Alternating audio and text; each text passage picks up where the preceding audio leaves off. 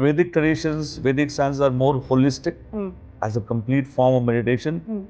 West is very selective, chopped it, and even yoga, they've chopped it to make it hot yoga. They've chopped it to make there are multiple Puppy names. yoga. There's puppy yoga now, and West definitely picked it up and has managed to spread it through the various techniques available today. They are great It's at probably rebranding and at marketing. rebranding and marketing it to the common population, which Yes. I think we somewhere lack. Hmm. First do the box breathing and then get on to the Patanjali Yoga Shastra and Ramdev Babas or Sri Shiva Shankars or Chinmayanand Mission and all that. It's a very interesting perspective, especially for my generation, where we are constantly told if you don't multitask, you are inefficient. Yeah. The future is uncertain, so there's anxiety about the future, what future holds.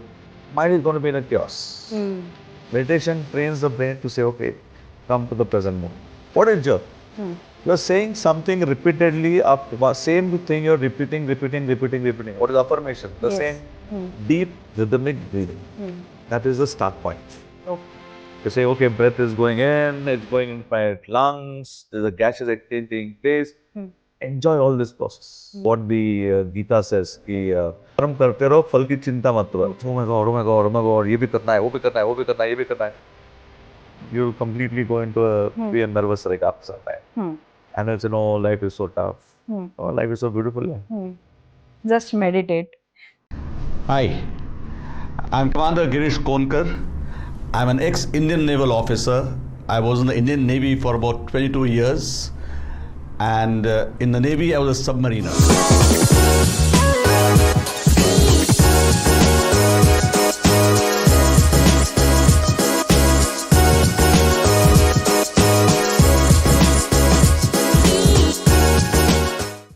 Welcome to another episode of the Commander's Compass. We have here with us our favorite, Commander Girish Konkar. Thank you. Sir is not just a retired naval officer, he is also a leadership and transformation catalyst.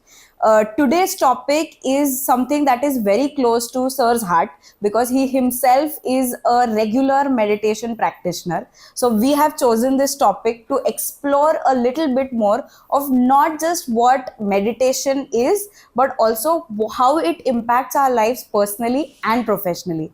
So let's get started. Sir, we live in a time of social media and more Western influence, right? So in the West, mindfulness has become a buzzword. But how is this mindfulness different from the meditation that is taught in our Vedic traditions? Okay, so it's a very lovely question. West, my interpretation of all this, West has become very narrow. Whereas in the Vedic sciences, the Vedic traditions, meditation has got multiple scopes and multiple ways that one can meditate. So it's a very broad framework which itself has got many small subsets into it. West has taken one subset and then blown it out of proportion to say this is it. You do this and things will change. You do this and this will change. All of them work the same, but everything does have a Vedic history. It's been there for whatever reasons. We lost it in our history that we have, or it remained in कि Sanskrit में it became sort of a, what do I say? The correct word would be encapsulated in Sanskrit traditions.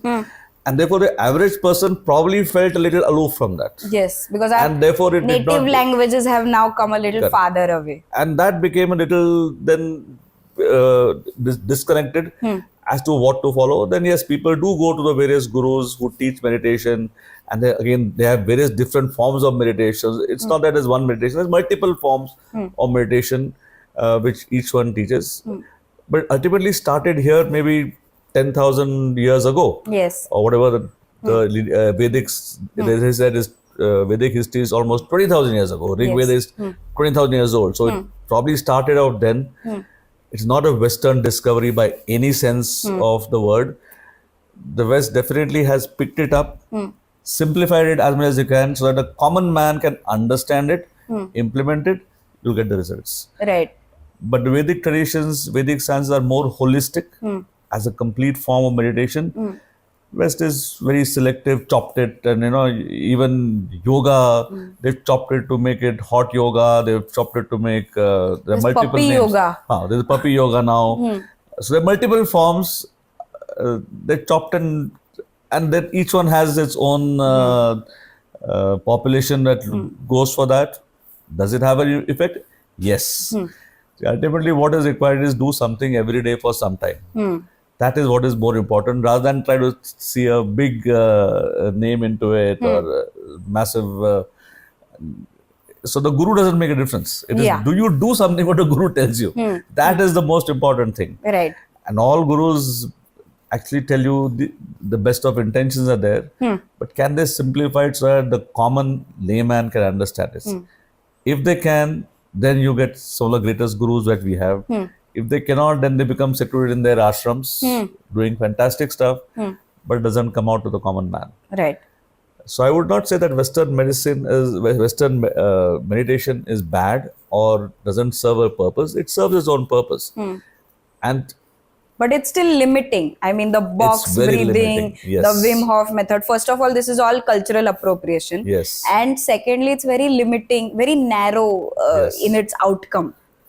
And West definitely picked it up and has managed to spread it through the various techniques available today. They are great at rebranding and marketing. Rebranding and marketing it to the common population, which I think we somewhere lack branding it and positioning it as a common man's answer to various things. Yes. It still remains as the exalted thing that, okay, if you reach a Siddhi, their level of this thing, then only it works. No, it works even for a common man. The same technique will work on man if you tell that common man.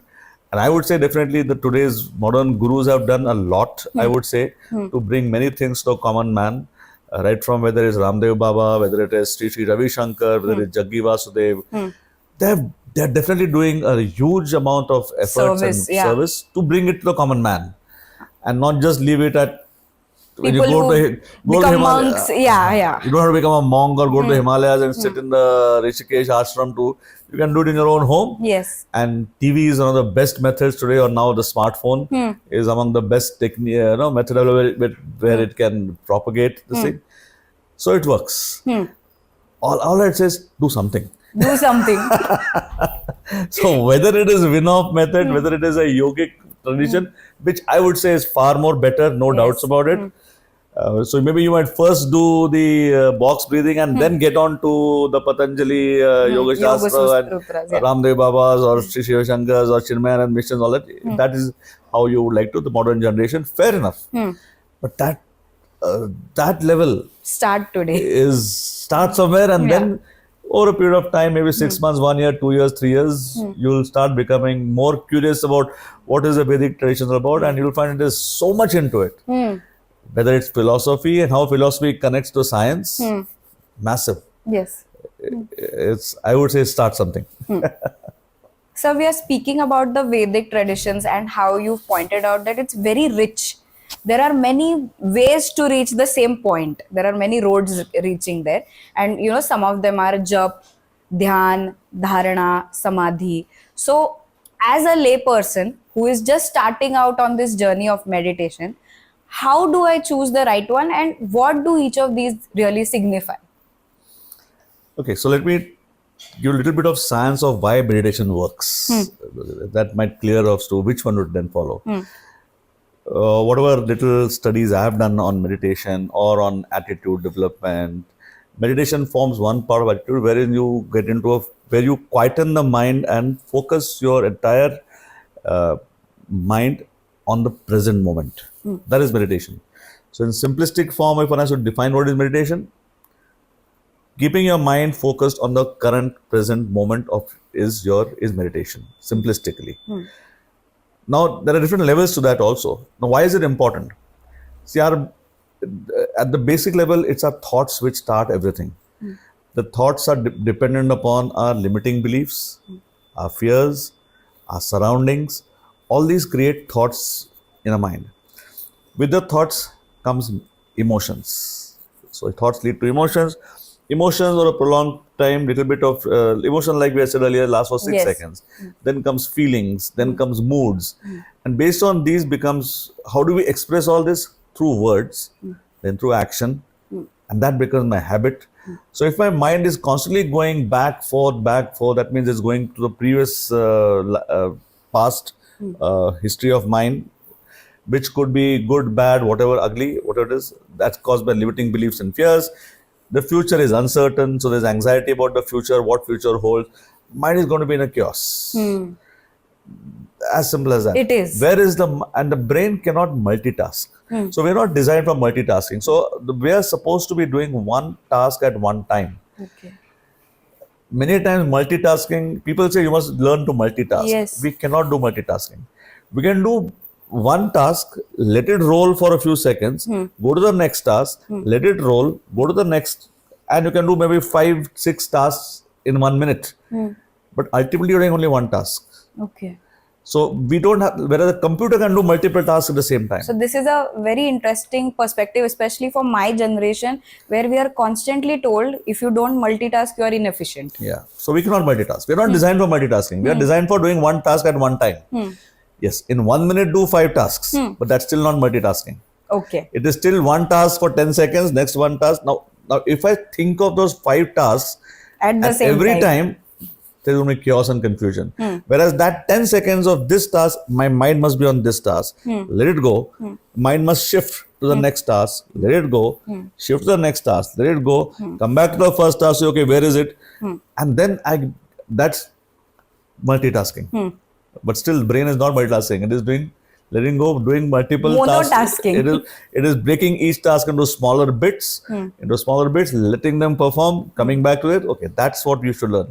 And that's where meditation helps, because meditation is simply, very simplistically, it is how do you train the brain to get the whole focus onto the present moment. Yes. If you're anytime in the past or in the future, the brain is confused. Brain says, I don't know what to do. Because the past I may be guilty of, the future I don't know what is there, and I'm going to get confused. Meditation trains the brain to say, okay, come to the present moment. And there are multiple techniques that one can do, whichever you choose. Somebody might prefer doing Japa is Japa chanting. is one. Yeah. Now, Japa, I would equate, it's like affirmations. What is Japa? You're saying something repeatedly, after same thing you're repeating. What is affirmation? The same. You're saying something positive in the present tense with emotions. That is affirmations. Yes. What is Japa? You repeat something, maybe God's name. Correct. Typically, it is A mantra that gone is. to a mantra of a God's name. Yes. But my understanding is it is whatever you as your task. That's a mantra, and that gives a reinforcement to the brain to say, okay, this is I'm best at. You get power. The brain literally changes, the mind changes, the emotions of the 50 trillion cells change. All this change takes place simply because you're repeating that one stotra, mantra, jap, which we call as jap. So many people say a jap, many people say mantra. Again, the thing is, mantra in a foreign language is useless. Sanskrit is a foreign language. As far as I'm concerned, I don't know Sanskrit. I might understand Sanskrit, but is Sanskrit my mother tongue? So the best stotra, mantra, jap is done in your mother tongue. Simple, in Marathi what we call as बोली भाषा. मतलब आपके दिनचर्या में जो आप भाषा में बोलते हो, उस भाषा में simplistic होनी चाहिए. Correct. Then that mantra has got huge power. Yes. अगर आप संस्कृत में कुछ भी बोल रहे हो as a jap में बोलना पड़ता है. My understanding is doesn't work. That same Sanskrit stotra in plain Marathi, which is my mother tongue, or if you are Tamil, plain simple Tamil, and with emotions, huge power, and that is jap. Another, you have tap. Okay, after jap, one level higher could be tap. Now, tap is something if your job requires high concentration. What is tap? Tapna, basically. Tapasya. Yeah. So you're doing something with intense concentration. Whatever it is that you do, you do it for prolonged duration with intense concentration, and your body, the whole cells in the body get now used to it. And that you become master in that particular thing. So if you're let's say, if you're a sportsman, whatever sport that you're at, Intense concentration. Intense concentration while you're doing your sports. If you're football, hockey, cricket, that is what? That is tapasya. Yes. So when you play sports for 10 years, morning 2 hours, evening 2 hours, that's tapasya. Tapasya is not only sitting in one place on one leg and doing Omkar jap. That's one end of tapasya. But otherwise, whatever you do with full concentration is tapasya. So you're doing tap, and you do it for 12 years, 10 years, 15 years, 20 years, you become a master. Yes. Or if you're a musician, you need tremendous tapasya, riyaz. सुबह 2-4 घंटा, शाम को 2-4 घंटा. Unless you do all that, you cannot become a great musician or a singer. Yes. That is tapasya. So again, tapasya is not just sitting in the mountain cave and being hungry for 1 year and starving yourself to death. That's not tapasya. Tapasya is even this. So we've seen jap, we've seen tap. Then there could be things like dhyan and dharana. So these are again two types of meditation. Then there is samadhi, then there is siddhi, shunya.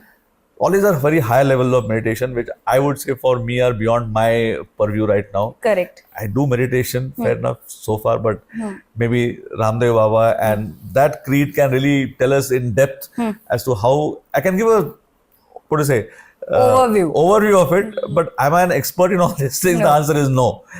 Okay. So where should dhyana is intense concentration. Okay. Intense meaning the whole brain, the 50 trillion cells in the body will focus only on that one point of thing. So that is now even from tapasya you bring it in very narrow to one single point. That is dhyana dharana. That is absolutely intense. Minute, yeah. Yeah. Now to reach that level might take somebody years. Years, lifetimes probably. So I am nowhere near that. So I would think it would be wrong on me to really give any discourse on what is all that. But then where should somebody like me begin? Start I'm with not the a most sports basic person. meditation. Absolute start by basic meditation. Understand meditation is looking inwards, focusing your mind. How do I focus my mind on the present moment? That is meditation. Simple breathing exercises at the start. So there are a couple of things which are very simple, and let me take this opportunity to tell the people what these are. The most simplest thing is, I would say, rhythmic breathing. Deep rhythmic breathing. That is the start point. Okay. Once you master that, then think of something else. Otherwise, what unfortunately happens is when you go to any of these meditation classes or something, I've been to many of them. I have done a number of such meditation workshops, and some I found good, some I said, yeah, theek hai, I mean, kuch farak nahi pada mere ko. Right? So over a period of so many years, almost 20 years it's been, and the thing that I have come to is simple breathing exercises of deep breathing. That is the start point. Okay. So somebody can do that for maybe, try it for 6 months. Don't even think of others. And now just simple breathe to a count. So if one has to do deep breathing, when you do breathing, the first step is, let's say you do 5 seconds, you breathe in. 2 seconds, you hold your breath. 5 seconds, you breathe out. Okay. So that means 14 seconds is one breath. That means roughly 4 breaths in 1 minute. 1 minute. So you're slowing down your breathing. You're taking huge amount of oxygen inside your body. At the same time, when you're counting, your mind is now focusing on the count. Therefore, other thoughts which come don't come. Right. But getting to this stage itself will take maybe 3 months or 6 months. Okay. It is not easy. So if you sit in one place, also you can sit either cross-legged or sit in a straight chair. Your back should be straight. Have a nice gentle smile on your face. Put this is a dhyana mudra. Put it on your knees, and just breathe slowly, as if a person sitting outside should wonder, is he breathing? Okay. Or is she breathing? So it's a very So gentle. None Not of in that. this breathing. Okay. That breathing also, there are lots of exercises. But this one I'm saying the first most basic, gentle. So let's say if I'm breathing like this now, I'm taking a deep breath inside, but probably you can't even make out. No. My chest will come out, diaphragm goes down, stomach comes out. So huge amount of air is going in that 5 seconds. That's the day one. And the mind is on the counting. Am I doing correct breathing? So I'm counting internally 1, 2, 3, 4, 5. So it means my brain is now on 1, 2, 3, 4, 5. Thoughts should not come. Right. You'll find for 1 to 3 months, literally the thoughts keep coming. तो आप बैठे हो उधर meditation कर रहे हैं 1, 2 this, आज मेरे को ये करना है, ये क्या हो गया, इसको करना है. That's not meditation. When you reach a stage where saying you can say no thoughts, just 1, 2, 3, 4, 5, you have reached one level of meditation. And then you hold your breath and again now breathe out. Now this goes on, let's say, for 3 minutes, 4 minutes. So you master that technique first. Then you can literally play around with your senses. Okay. So you can say, okay, now you can also practice things like ultimately everything has to be in the present moment. What all can Correct. be in the present moment? Not letting yourself wander. Let the thoughts wander. So next stage that you can reach is breathing in, can you focus on the breath that is going inside. Again, you're in the present moment. You get huge power in the present moment. So no thoughts of the past, no thoughts of future. You say, okay, breath is going in, it's going into my lungs, there's a gaseous exchange taking place. Enjoy all this process. You're in the present moment. Now you're reaching a level of meditation. Okay, so you can focus for 5 minutes on this only. And you can just enjoy the whole process. The oxygen is going into my oxygenated blood. The lead blood corpuscles are taking it through the various parts of the body. 50 trillion cells. Every cell requires oxygen. Right. And that has to be given. If you don't give, the cells die. Yes. If for 3 minutes you don't give your organs oxygen, the organ dies. As simple as that. Means what an efficient system I've got. So the mind is focused on that now. If you reach that level, you can reach 3-4 minutes without thoughts coming into your mind, and only focusing on all this, you have reached a very high level of meditative state. And this takes a year of regular daily practice. Then you reach that level. Then next stage could be, now you say, okay, now let me just listen to the sounds. So you're sitting in one place, after about 5, 6, 7 minutes that you've done this, let me hear, I can listen, you will find you can hear hundreds of sound which you never noticed before. You will hear the fan, you'll hear the air conditioning, you'll hear somebody's car has shut the door just now, you'll see somebody is just saying, you'll see some birds are chirping there. In that 3-4 minutes, you'll hear multiple sounds. You will hear somebody talking. That's meditation. That means your mind is completely in the present moment. That's your ears. Then you can do the next level. You can, if you're in a beautiful place, like one of those hill station types, lovely sunset is there, sunrise is there. Just watch the entire nature in front of you.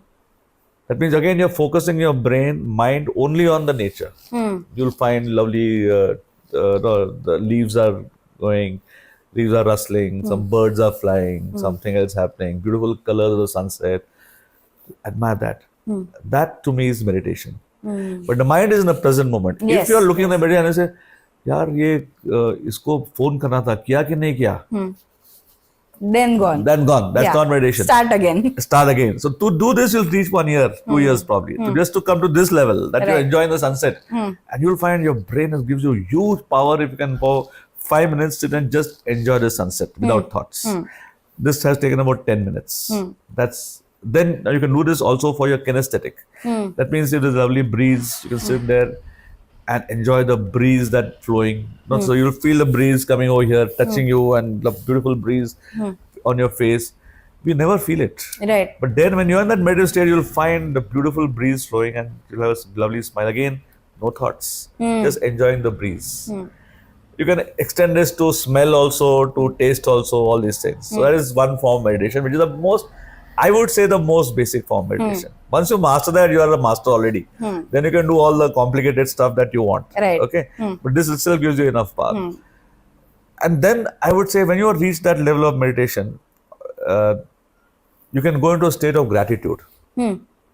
Gratitude is again a very powerful tool of meditation. So in gratitude, you just say thank you to all the people you meet in the day.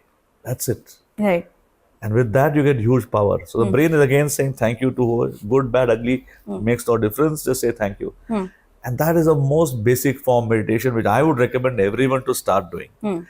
Once you master these things in 6-7 months, then you can search.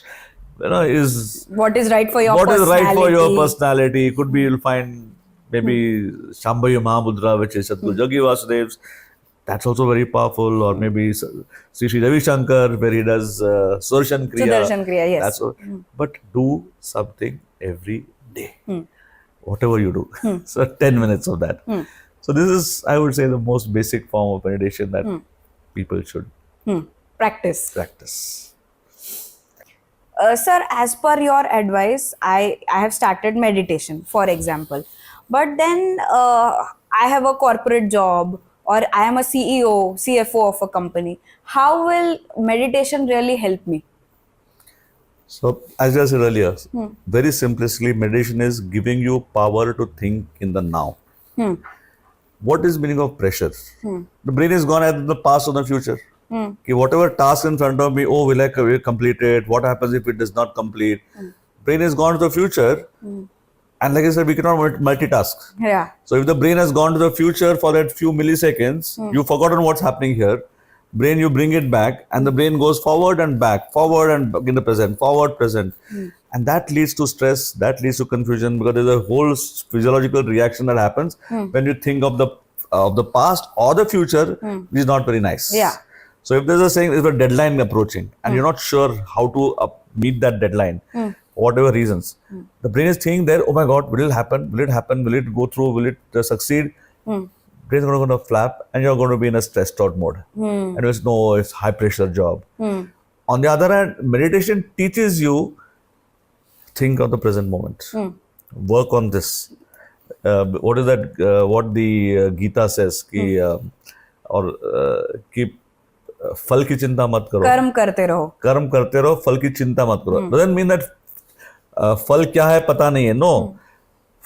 वो फल पाने के लिए what should I do? That is your current task. Yes. If you do this task with full vigor, with full josh, with full concentration, the end result will come. But if I only think of the end result and the present, end result and the present, and do this 10 times in a minute, jumping, I'm going to go into a stress mode. And imagine I've got, let's say, 8 hours, 10 hours, 15 hours of work. And every time, every few minutes, task is taking I'm this. going there, here, back there. I'm stressed out. Whether it's a homemaker, whether it's a corporate CEO, you will be stressed. Body to wahi hai. The body will be in severe stress. Now, how do you remove this? What does meditation do?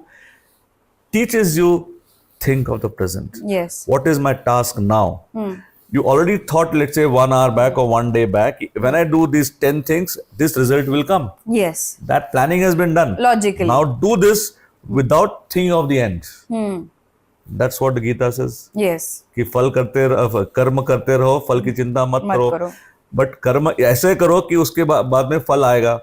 Now forget the फल, forget the end result. Now focus on your task. And when you do multiple 10 tasks in the day, you will find the result comes with zero stress. Yes.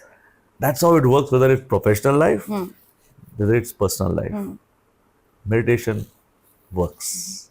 It keeps you calm, it keeps you smiling, and you become a wonderful person. And people say, wow, look at this guy. He never takes stress. Always happy. Always happy, never takes stress. Like sir. I don't know. I give stress to others. But anyway, so jokes apart, but yeah, that's how meditation helps. So this is, I think, especially important if you are envisioning yourself or building your career to become a leader, or if you're an entrepreneur where your challenges keep changing every day. So I think these are very important points that any upcoming founders and the people who are grooming themselves to become upper management should know and should work towards it. So I would say from the beginning itself, get used to the idea of planning. Okay. Start micro planning. One is macro planning. So what are the 10 things I require? So think of the end goal first. I want to achieve this in when? Tomorrow, after 1 month, after 1 year, after 5 years. So that's your goal setting done. Right. Now, what all steps do I require to achieve that end goal? After 1 day, matlab something has been done today. Yes. If after 5 years, then something you need to do over the period of years. But even if you take next week tasks, I need to do these 10 things. Simplest thing is have a diary. I need to do these 10 things. It could be either acquire new knowledge, very simple, chat GPT it or meta it or read a book, very simple. Apply it, you become skilled in it. And if you have the right attitudes, you'll say, okay, this task is over, this will follow to the next task, this will follow to the next task, and you'll find tomorrow the task is over. If you don't plan, it's, oh my God, ye bhi karna hai, wo bhi karna hai, wo bhi karna hai. You'll completely go into be a nervous wreck after some time. and they'll say, no, life is so tough. Oh, life is so beautiful. Yeah. Just meditate. At least sometime. Learn to meditate for at least, I would say, 10-15 minutes a day. That will take you through the whole day. Yes. It's a huge ROI. I think it's not a So 15-minute big- meditation yeah. gives you almost 23 hours and 45 minutes of peaceful time. Yes. Huge ROI. None of our ऐसा ROI investments कहीं नहीं give मिलता us नहीं। that. No investment Yeah. gives you these ROI. Yeah. But do something every single day. I think today's video, the mantra is do something every single day. So if you've been watching the video from the beginning to now, I want you to write it in the comments below so I know how many people have watched it till the end. Thank you for watching another episode of the Commander's Compass. We hope you enjoyed it and we hope you have now realized the importance of meditation and will start something today. So please like, share and subscribe to our channel. Write in the comments below what are the new topics you want Sir to talk about, and we'll be back with another episode. Thank you. Thank you.